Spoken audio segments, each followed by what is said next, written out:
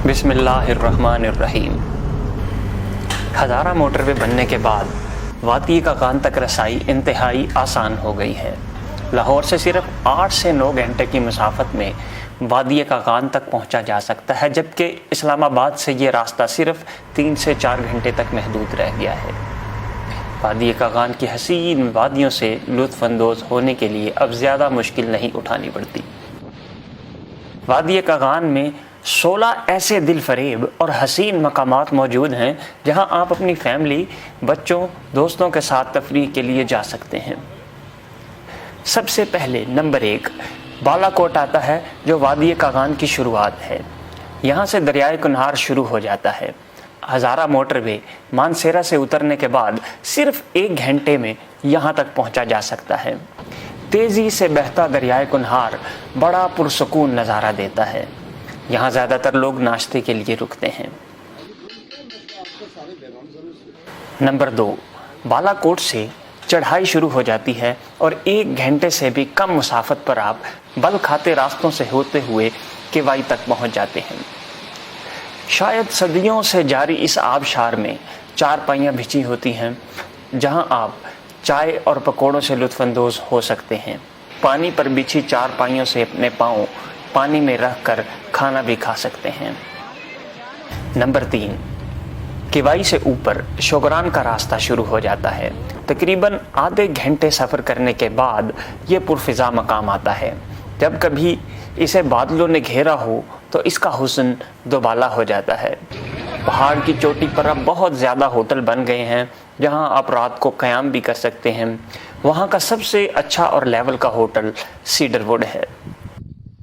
Number 4 शोगरान से ऊपर खुले और वसी मैदान मौजूद हैं जिनका नाम सिरीपाया है। सिरीपाया तक जाने के लिए जीप का सफ़र आपके लिए यादगार बन जाता है। तकरीबन 45 मिनट की जीप ड्राइव में चलने के बाद आप ऊपर पहुंच जाते हैं। पाया मेडोज़ के वसी, खूबसूरत और हसीन मैदानों को देखकर आपकी सारी थकन दूर हो जाती है। नंबर 5 सिरीपाया से ऊपर मकड़ा की चोटी है, जिसके पीछे वादी कश्मीर मुंसलिक है। शौकीन हाइकर हजरात चोटी सर करने के लिए जाते हैं। इसे सर करने के लिए आपको पैदल 8 घंटे तक मुसलसल पहाड़ चढ़ना होता है, तब जाकर आप मकड़ा पीक को सर कर लेते हैं। नंबर 6 वापस केवाई आने के बाद पारस आता है, जहां से एक रास्ता शारान जंगल को निकल जाता है।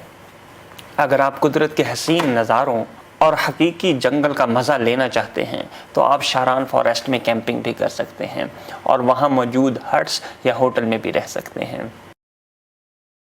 नंबर 7 अब आगे चलते हैं तो कागान का शहर आ जाता है। तेज़ बहाव वाले पानी के झरनों के ऊपर लोहे का पुल बना है और सड़क के दोनों तरफ दुकानें, होटल और रेस्टोरेंट मौजूद हैं। यहाँ भी बड़ा अच्छा नाश्ता मिलता है और ख़ुसूसन चपली कबाब यहाँ के बहुत मशहूर हैं। नंबर 8 कागान के बाद नारान शहर आता है, जो अब इतना वसी हो गया है कि इसके लिए बाईपास भी बनाना पड़ गया है। ये होटलों का एक बाज़ार है जो अब मरी से किसी सूरत कम नहीं है। दुनिया की हर चीज़ आपको यहाँ से मिल जाती है। मज़ीद मकामात पर जाने के लिए जीपें, बेहतरीन उम्दा होटल, कैंपिंग साइट्स वगैरह आसानी से दस्तयाब होते हैं और ख़वातीन जी भर कर यहाँ शॉपिंग कर सकती हैं। नारान से आधे घंटे ऊपर पहाड़ पर झील सैफुल मलूक मौजूद है।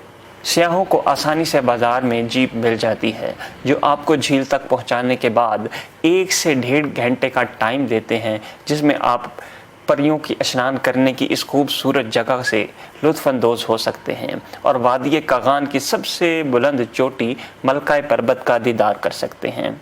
और अब यहाँ पर कश्ती रानी भी शुरू हो गई है। नंबर 10 सैफुल मलूक के बाद 6 घंटे पैदल हाइकिंग करने के बाद एक आंसू नुमा झील आती है, जो बुलंद होने की वजह से सिर्फ 2 माह ही खुलती है।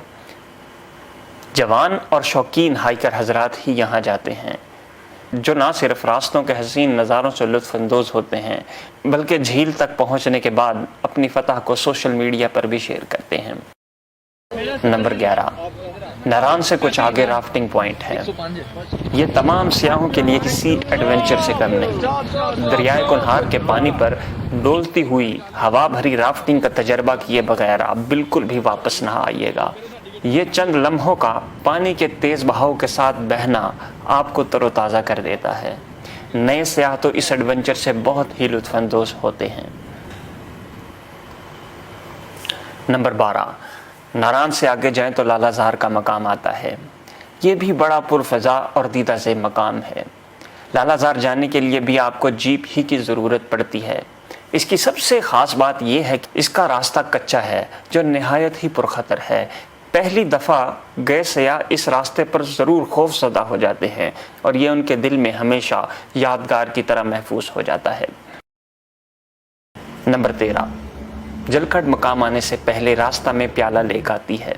یہ سڑک سے کم ہی نظر آتی ہے.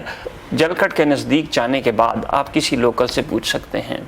گول شکل کی پیالہ نما نیلے سبزی مائل پانی کی جھیل بہت ہی اچھی لگتی ہے. اس تک پہنچنے کے لیے آپ اپنی گاڑی کا استعمال بھی کر سکتے ہیں اور جھیل تک جا سکتے ہیں اور اس خوبصورت جھیل کو اپنی تصاویر میں قید کر سکتے ہیں. نمبر 14. وادی کاغان کی سب سے لمبی اور بڑی جھیل لولو سر جھیل ہے. اس کے پانی کا رنگ بالکل نیلا ہے. پہاڑوں کے درمیان پانی کا یہ بڑا ذخیرہ انتہائی دل فریب اور حسین منظر پیش کر رہا ہوتا ہے. سیزن کے شروع میں اس میں برف کے گلیشیئر تیر رہے ہوتے ہیں جو اس کی خوبصورتی کو 4 چاند لگا دیتے ہیں. اس جھیل میں کشتی رانی کی اجازت بالکل بھی نہیں ہے. نمبر 15. لولو سر سے آگے کا مقام گیٹی داس ہے جہاں سڑک اور دریا ایک ہموار ہو جاتے ہیں لیکن ان کے درمیان کافی وسیع حسین گرین میدان ہوتے ہیں. سرسبز سبزے والے ان میدانوں میں پانی کا ساتھ ساتھ بہنا سیاحوں کو بہت لبھاتا ہے. جب بھی کبھی آپ جائیں اس جگہ ضرور چہل قدمی کریں اور اپنے لمحات کو یادگار بنائیں.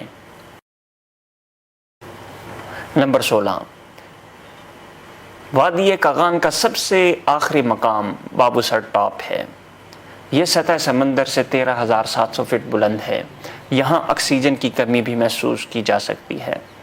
یہ اکثر اوقات تو بادلوں میں ہی گھرا رہتا ہے یا اکثر بادلوں سے بھی اوپر ہوتا ہے تو نیچے آپ کو بادل صاف دکھائی دے رہے ہوتے ہیں جبکہ نیچے کی وادی مکمل طور پر ڈھک جاتی ہے.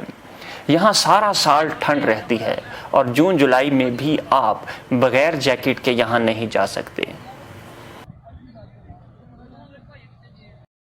خدا سارے جہاں کی نعمت اپنے خدا سے مانگ لے, اپنے خدا سے مانگ لے, میں نے تیرے وفا صنم بات رہا تھا جب خدا سارے جہاں کی نعمتیں اپنے خدا سے مانگ لی, میں نے تیری وفا صنم. بات رہا تھا جب خدا سارے جہاں کی نعمتیں.